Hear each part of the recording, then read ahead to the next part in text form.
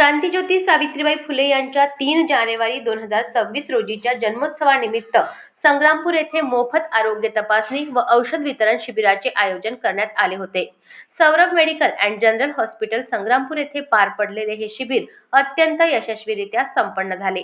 या शिबिराचा संग्रामपूर शहरासह संपूर्ण तालुक्यातील गोरगरीब, गरजू व कष्टकरी नागरिकांना मोठ्या प्रमाणावर लाभ झाला।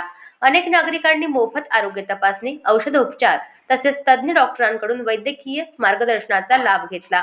शिबिराचे उद्घाटन नगरपंचायत संग्रामपूरच्या नगराध्यक्ष उषाताई सिद्धार्थ सोनवणे यांच्या हस्ते झाले। यावेळी उत्तरा राजनकर, शिक्षिका व director Saurabh healthcare private limited, doctor Varsha Yogesh Sapkal, महिला डॉक्टर तसेच ॲडव्होकेट आयशा लियाकत खान, संग्रामपूरच्या प्रथम मुस्लिम महिला वकील यांची प्रमुख उपस्थिती होती।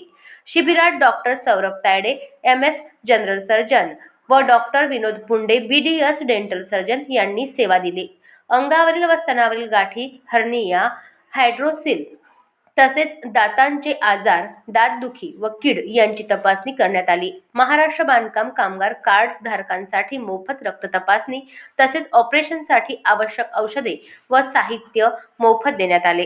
सावित्रीबाई फुले यांच्या मानवतावादी व समतावादी विचारांना अनुसरून राबविण्यात आलेले हे शिबिर समाजोपयोगी ठरले असून नागरिकांकडून या उपक्रमाचे सर्वत्र कौतुक करण्यात आले।